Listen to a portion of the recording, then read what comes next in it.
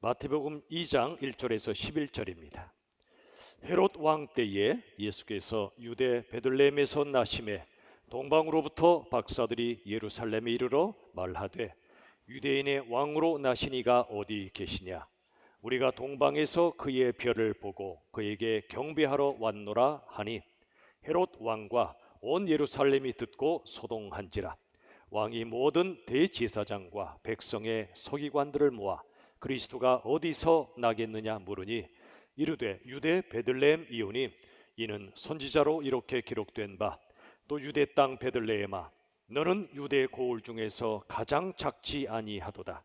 내게서 한 다스리는 자가 나와서 내 백성 이스라엘의 목자가 되리라 하였음이니이다.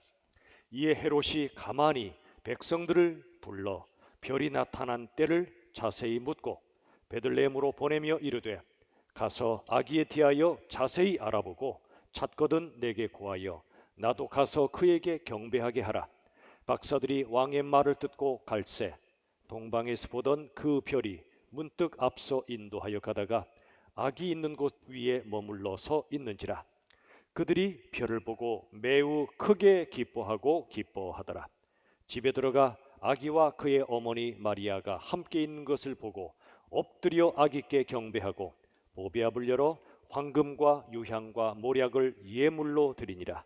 그들은 꿈에 헤롯에게로 돌아가지 말라 지시하심을 받아 다른 길로 고국에 돌아가니라. 아멘. 여러분, 오늘 말씀의 제목은 이것입니다. 저와 함께 제목을 한번 선포합시다. 성탄의 예수님을 경배하라. 오늘 본문의 말씀 마태복음 2장은 동방의 박사들이 아기 예수님을 경배하기 위해 왔던 사건을 기록하고 있습니다. 자, 2절 보시죠. 마태복음 2장 2절. 유대인의 왕으로 나시니가 어디 계시냐? 우리가 동방에서 그의 별을 보고 그에게 경배하러 왔노라 하니. 여러분이 이 짧은 한 구절 속에도 아기 예수의 탄생을 간절히 바라는 동방 박사들의 마음이 담겨 있습니다. 다시 이 말씀 보세요. 유대인의 왕으로 나신 분, 유대인과 온 세상을 왕으로 통치하실 분이 나셨다고 들었는데 그분이 어디 계시냐? 어디 계시냐? 사랑하는 사람을 간절히 찾는 그 마음으로 왕으로 나신 분이 어디 계신가를 간절히 찾고 있습니다. 갈망이죠. 간절함이죠. 그 다음 우리가 동방에서 그랬습니다. 아주 먼 곳에서 그의 별을 보고 경배하러 왔다고. 여러분, 사랑하는 사람을 만나려면 거리가 문제가 안 됩니다.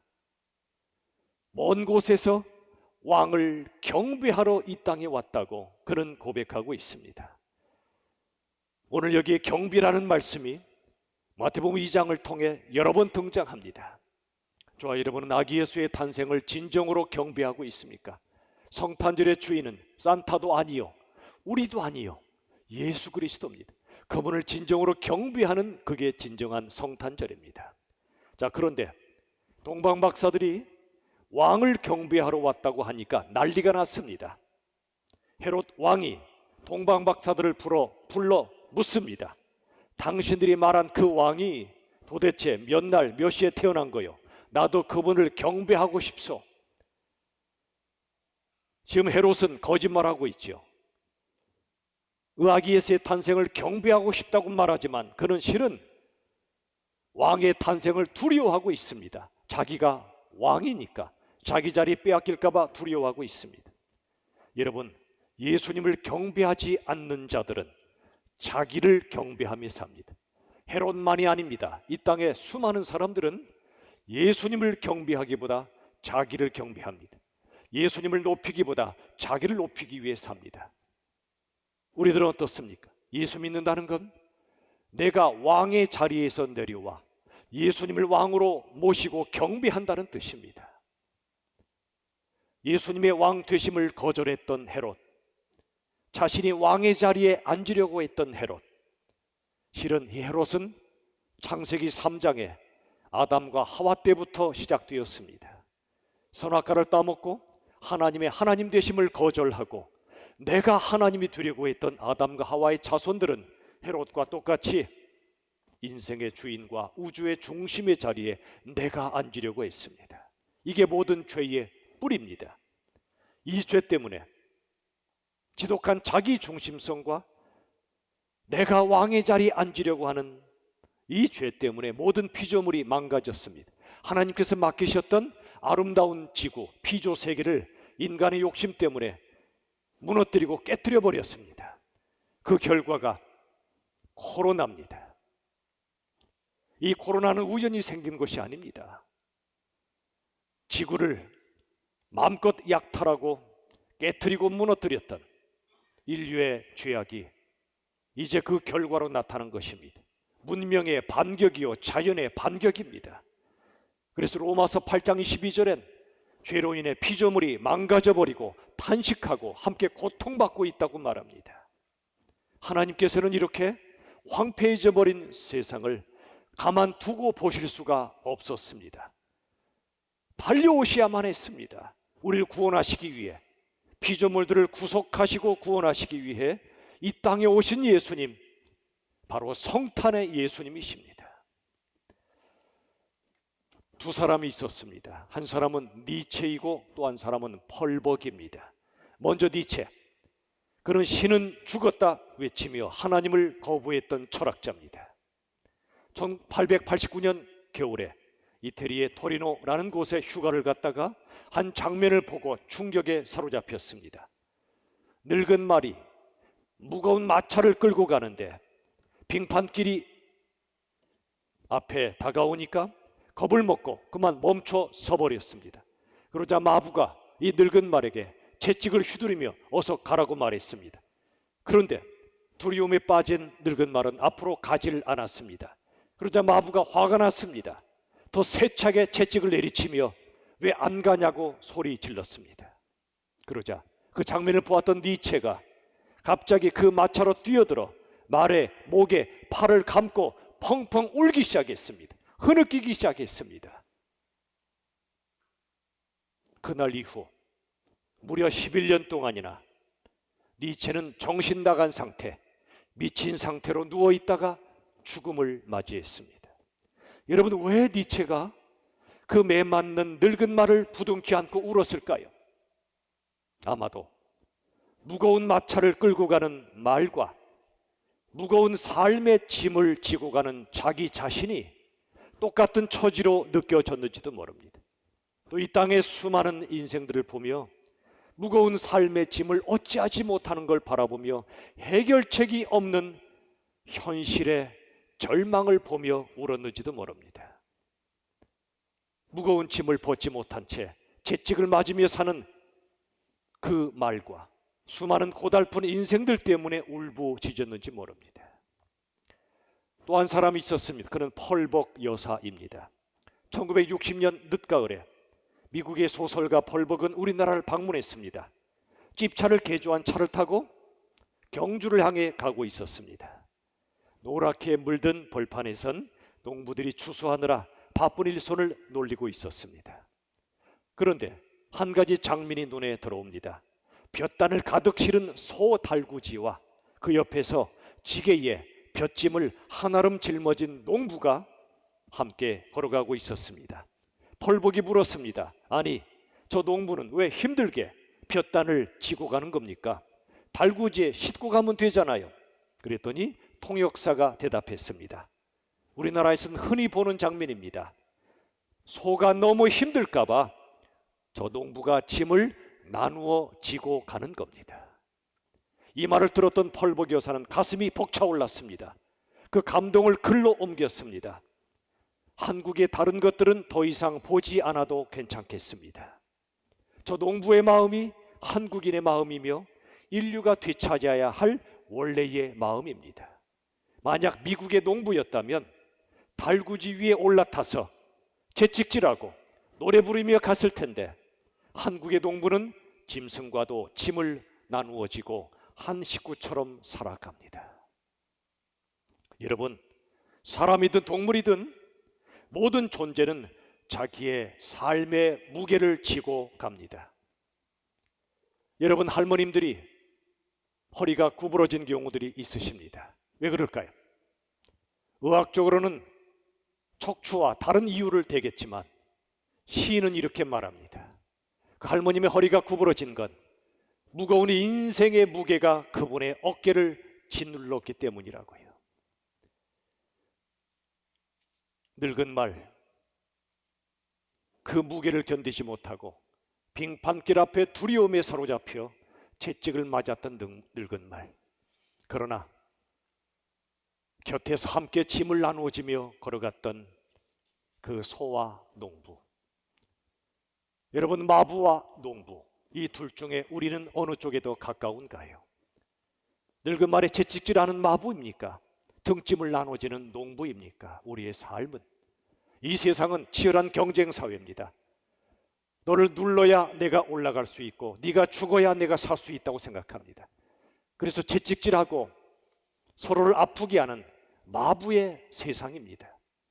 그러나 하나님이 본래 우리에게 주신 것은, 다른 사람은 물론 심지어 짐승과도 그 짐을 나누어 줬던 농부의 마음을 하나님은 우리에게 원하시고 계십니다. 여러분, 사랑이 뭐죠? 누구나 찾는 사랑, 두 가지로 말할 수 있을 겁니다. 하나는, 사랑은 상대방의 세상으로 들어가는 겁니다. 당신이 내 세상으로 들어오라고 끌어당기는 것이 아니라 내가 상대방의 세상으로 들어가는 겁니다. 그에게로 들어가 그가 되는 것입니다. 하나님께서 이 땅에 오신 이유는 인간의 세상으로 들어오신 하나님의 사랑이었습니다.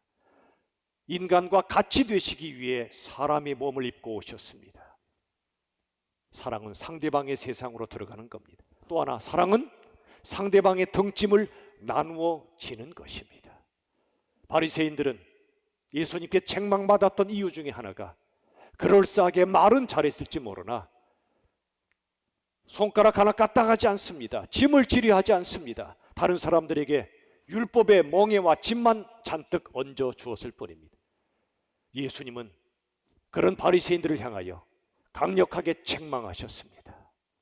사랑은 다른 사람의 등짐을 나누어 지는 것인데, 입으로는 사랑을 말하나 삶에는 그런 사랑이 없는 인생들을 나무라신 겁니다. 그러나 우리 예수님은 우리의 세상으로 들어오셨고 우리의 등짐을 나누어 지신 분입니다. 무거운 인생짐을 대신 져주려고, 우리와 함께 져주려고 오신 분입니다. 그것도 강력한 왕의 모습이 아니고요, 연약한 아기의 모습으로, 화려한 왕궁이 아니라 초라한 말 구유에서 태어나셨습니다. 여러분, 말 구유는 그나마 온기가 있는 나무를 파서 만든 구유가 아니고요, 그 당시 팔레스타인의 딱딱한 돌로 만든 구유라고 합니다. 차갑습니다. 딱딱한 돌 구유에 예수님이 탄생하신 겁니다. 그리고 말 구유가 깨끗했겠습니까? 그런 구유에 예수님이 탄생하셨다는 것은 상징적 의미가 있습니다. 구유는 우리의 마음을 보여주는 것이기도 합니다. 깨끗하지 못한 우리의 마음의 구유 안에도 예수님은 기꺼이 탄생하시겠다는 겁니다. 우리들은 어디 여행 가서 숙소를 예약했는데 침대가 더럽고 그 여인숙, 여관이, 호텔이 더러우면 가서 돈 내놓으라고 할 겁니다. 환불해달라고 할 겁니다.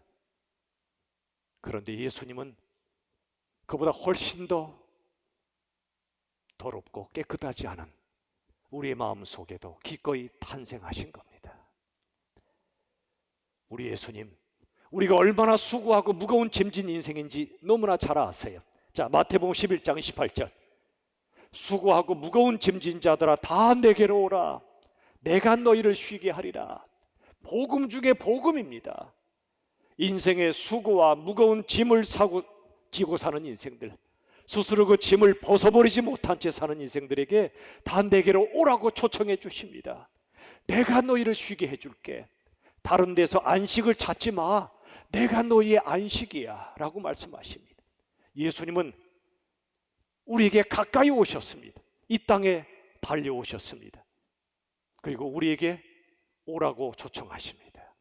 자, 마태복음 4장 17절, 회개하라 천국이 가까이 왔느니라. 여러분, 이 말씀은요, 기독교 복음의 굉장히 중요한 메시지 중에 하나입니다. 보세요, 천국이 멀리 있으니 너희가 찾아 올라가라 그랬습니까? 아닙니다. 천국이 가까이 왔다고 말씀하십니다. 천국은 예수님을 가리킵니다.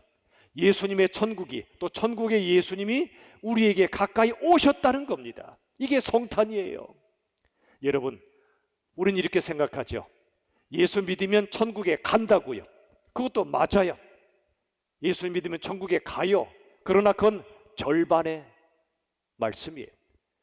더 중요한 건 예수 믿는 순간 천국이 우리에게 임한다는 사실입니다. 우리가 왜 예수 믿고 바로 천국에 올라가지 않죠? 사명이 있기 때문이죠. 그러나 그 이전에 천국은 가는 것 이전에 임하는 것입니다. 예수 믿으면 예수님은 내 안에 들어오십니다. 예수의 천국이 내 안에 함께 임하시는 것입니다. 그래서 예수 믿으면 믿기 전과 달라요. 얼굴빛이 달라집니다. 고난이 닥쳐와도 내 마음에 예수 천국이 존재하기 때문에 고난을 통과하는 방식이 다르고 모양이 달라요. 여러분, 천국은 가는 것 이전에 임한다는 사실을 기억하십시오. 우리에게 초청하십니다. 내게 오라. 천국이 가까이 왔느니라. 그런데 여러분, 4장 17절 다시 한번 보세요. 마태복음 4장 17절. 천국이 가까이 왔느니라 앞에 뭐 하라 그랬습니까? 회개하라 그러셨죠. 굉장히 중요한 말씀이에요. 주님께서는 우리에게 죄를 해결하고 오라고 하지 않으시고 회개하고 오라고 하셨습니다. 죄를 해결하고 오라 그러셨으면 우리에게 소망이 없어요. 우린 죄를 해결할 수 없습니다. 수도 없이 우리들은 생각으로, 마음으로, 행동으로, 삶으로 죄를 짓습니다. 이 죄를 해결할 사람 아무도 없어요. 그래서 예수님이 이 땅에 달려오신 겁니다. 예수님이 친히 죄를 해결하러 와 주신 것입니다. 어디서요? 십자가에서요. 우리 대신 죽으심으로 죄를 해결해 주시고 죽음에서 일어나심으로 부활을 통해 죽음마저 정복해 주신 겁니다. 이 땅에 오신 성탄, 성육신, 그리고 십자가의 죽으심, 그리고 부활하심, 이 세 가지가 복음의 핵심입니다. 인생 짐을 지고 사는 우리와 함께 짐을 져주시고 죄와 고통과 죽음의 짐으로 눌려 사는 인생들을 해방하러 오신 예수님, 바로 그 예수님이 이 성탄의 주인이십니다. 그런데 예수님의 구원, 예수님의 성탄을 체험한 사람은 천국만 임하는 것이 아니라 천국의 기쁨이 함께 임합니다. 자, 보세요. 마태복음 2장 10절 우리 같이 읽겠습니다. 2장 10절 시작. 그들이 별을 보고 매우 크게 기뻐하고 기뻐하더라. 잘 보세요. 그들은 동방박사들이에요. 그들이 별을 봅니다. 별은 예수님을 보는 것과 같습니다. 그 다음에 매우 크게 기뻐하고 또 기뻐하더라. 이 세상의 기쁨은 이지러진 달처럼 조각난 기쁨이에요. 온전한 기쁨이 아니에요. 또 이 세상의 기쁨은 잠깐의 기쁨입니다. 금방 사라지고 말아요. 그런데 예수님을 보는 동방박사들, 별만 봐도 예수님을 본 것처럼 매우 기뻐하고 크게 기뻐하고 또 기뻐했습니다.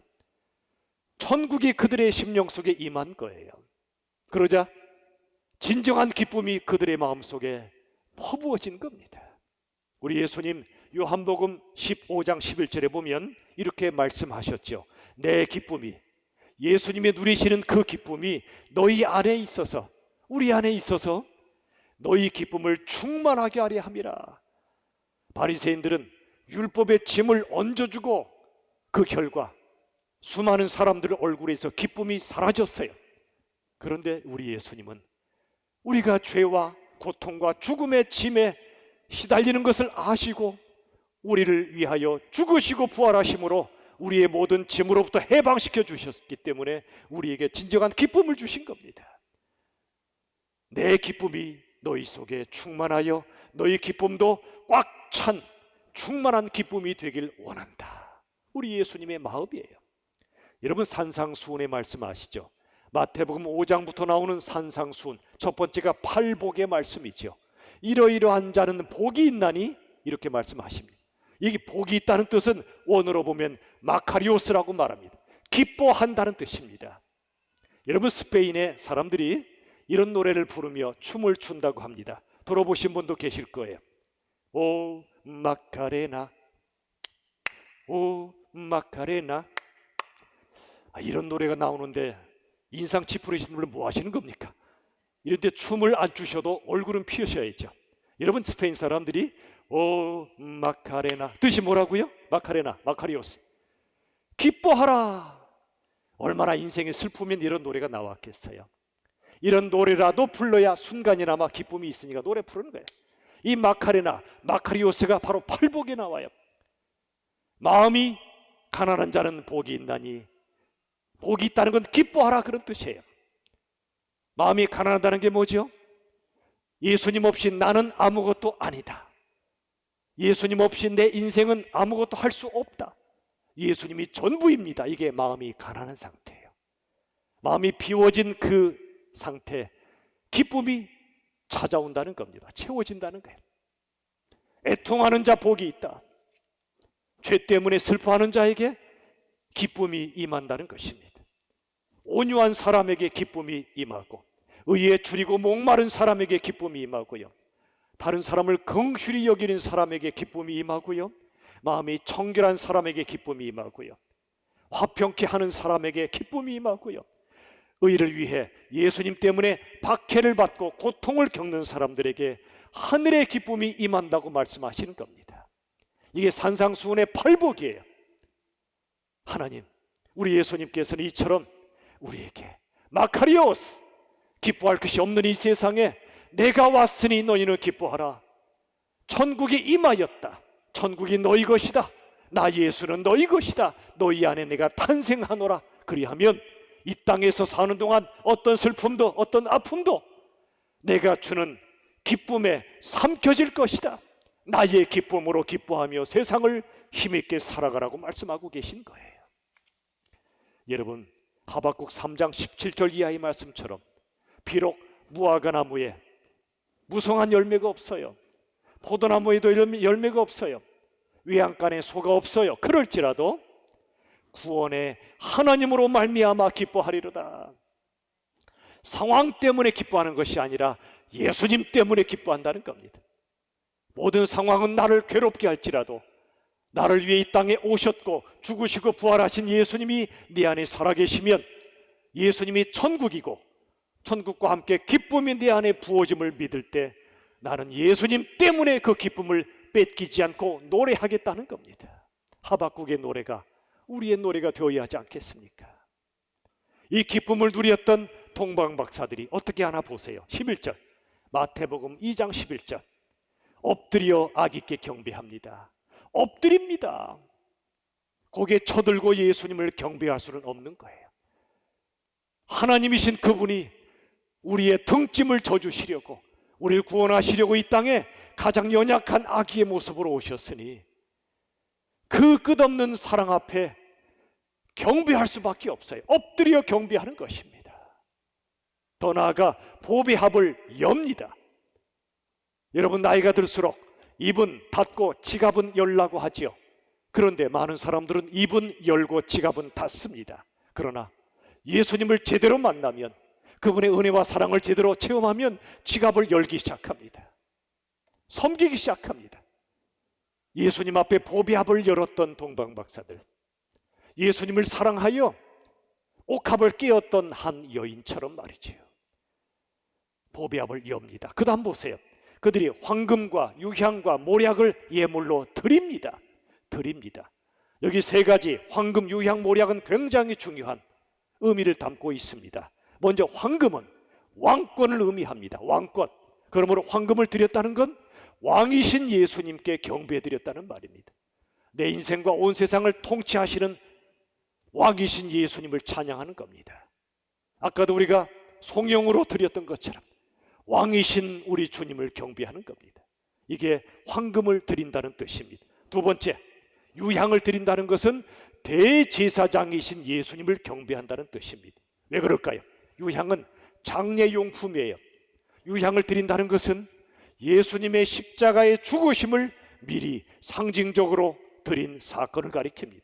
대제사장으로서 우리의 죄를 대신하여 우리 대신 죽으신 대제사장 예수님을 경배하는 것이 바로 유향을 드린 의미입니다. 세 번째, 모략을 드렸다는 것은 선지자로 오신 예수님, 말씀의 완성이시며 우리를 구원하신 구세주 예수님, 우리에게 말씀과 복음을 주신 구세주 예수님을 경배했다는 뜻이 모략을 드린 의미입니다. 그들이 이토록 예수님의 오심, 죽으심, 부활과 그분의 하나님 되심을 경배했던 이 사건이 오늘 이 말씀의 의미입니다. 여러분, 그렇습니다. 나를 위해 이 땅에 오신 예수님을 만나면 기쁨이 내 속에 찾아와요. 세상에 줄 수 없는 기쁨을 누린 사람들은 예수님 앞에, 그 사랑 앞에 경배를 드리게 되어 있습니다. 그리고 내게 주신 모든 것, 생명도, 물질도, 에너지도, 내 존재도 우리 주님 앞에 드리기 시작합니다. 여러분, 또 한 가지가 있습니다. 예수님께 모든 걸 드리며 경배한다는 또 한 가지 의미가 있습니다. 첫 번째 의미가 예배를 통해 예수님을 찬양하고 경배하는 것이라면, 두 번째 의미는 이 땅의 작은 자들을 섬기는 것, 이게 바로 예수님을 경배하는 것입니다. 자, 마태복음 25장 40절, 2540 잊지 마십시오. 이 말씀을 같이 읽읍시다. 시작. 지극히 작은 자 하나에게 한 것이 곧 내게 한 것이니라. 지극히 작은 자, 겨울이 더 추우신 분들, 가진 것 없고 드러낼 거 없고 소외되고 서글프고 서러운 인생들, 지극히 작은 자 한 사람을 섬긴 것이 곧 예수님을 섬긴 것이라는 거예요. 그들 속에서 예수님을 보고 변장하신 예수님으로 믿고 그들을 작은 예수처럼 여기며 예수님을 섬기듯 작은 자들을 섬길 때 예수님을 섬긴 것이요 예수님을 경배한 것이라고 말씀하고 있는 것입니다. 지난 금요일, 엊그제 금요일에 성탄마을 축제에 가서 말씀을 전하고 여러분들이 정성껏 모아주신 사랑의 쌀을 전달하고 왔습니다. 이 지역사회 교단 교파를 뛰어넘어 여러 교회들이 함께 힘을 모았습니다. 그리고 교회 이름 내지 않고 오직 예수님의 이름으로 이 지역사회 작은 이들에게, 소외되고 어려운 이들에게 예수님의 마음을 쌀에 담아 전했습니다. 여러분에게 참 감사한 것은 작년 이맘때 사랑의 쌀 헌금보다 올해 더 많이 해주셨습니다. 너무나 어려운 때인데도 여러분의 마음속에 이게 얼마나 소중한가를 아셨기 때문에 헌금하신 겁니다. 그리고 예수님의 이름으로 그분들에게 전달하고 왔습니다. 그것은 예수님을 섬긴 것이었습니다. 그분들을 섬기는 건 예수님을 경배하는 또 다른 표현이라고 예수님은 말씀해 주십니다. 일본의 고등법원 판사였던 오카모토 겐이라는 분이 있습니다. 이분은 36년간의 판사직을 그만두었습니다. 아주 유명한 판사였는데 좀 일찍 그만두고 60의 나이에 요리사 자격증을 땁니다. 그리고 2평 정도의 아주 작은 간이 음식점을 개업했습니다. 음식점의 이름은 친구였습니다. 친구. 이분이 법복을 벗고 주방복을 걸친 후에 그의 얼굴엔 천국의 행복이 가득했습니다. 그동안엔 이 땅의 공의를 위해서 어쩔 수 없이 중책을 맡아 판결을 내렸고 살아왔던 그 마음속에 행복이 별로 없었는데 작은 음식점이지만 한 분 한 분을 섬기는 기쁨이 너무나 컸던 거예요. 이 음식점엔 액자 하나가 걸려 있었습니다. 액자의 제목은 나의 기도였습니다. 읽어드리겠습니다. 오늘 이 가게를 찾아오시는 손님들을 미소로 맞이하게 하소서. 나의 언어에는 향기가 넘치게 하시고 나의 행동에는 겸손만 있게 하소서. 이 가게를 찾는 목마른 이들에게 샘물 한 잔의 위로를 전하게 하소서. 외로운 이에게 친구가 되고 사랑이 필요한 분에게 온정을 나누게 하소서. 모든 사람을 당신의 눈길로 바라보게 하시고 그들이 저를 통해 당신의 위대하신 사랑을 느끼게 하소서. 영혼 깊은 곳에서 울려나오는 찬송 소리가 들꽃 향기처럼 세상에 퍼져가게 하시고 제 마음과 언어와 행동이 아름다운 그림이 되어 당신께 드려지게 하옵소서. 크리스찬이 별로 없는 일본에 한 별처럼 빛나는 한 그리스도인의 고백입니다. 저는 이 내용을, 이 기도문을 보면서 너무나 큰 감동을 느꼈습니다. 이분은 예수님을 정확히 아시는 분이었습니다. 이분은 예수님을 경배하는 게 무엇인가를 아시는 분이었습니다. 내게 오시는 작은 자들, 그 손님들을 예수님처럼 섬기는 것이 행복이고 기쁨이었고, 그분들을 섬기는 것이, 마음과 말과 행동을 통해 섬기는 그것이 바로 주님께 드려지는 경배였음을 이분은 아셨던 겁니다. 말씀을 맺겠습니다. 사랑하는 여러분, 성탄의 계절은 그저 지나가는 절기에 불과한 것이 아닙니다. 하나님이신 예수님이 이 땅에 오셔서 인간의 세상으로 들어오셨고, 인간의 무거운 등짐을 대신 져주려고 오신 겁니다. 핏덩이 아기의 연약한 모습으로 말이지요. 그리고 우리들에게 우리가 누리지 못했던 천국의 기쁨을 임하게 하시고 기쁨을 부어주시려고 오신 분입니다.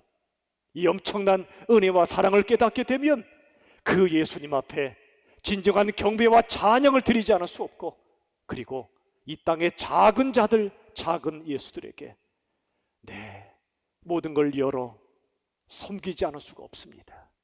이 아름다운 진정한 성탄 경배의 계절, 우리의 삶이 될 수 있기를 예수님의 이름으로 축원합니다.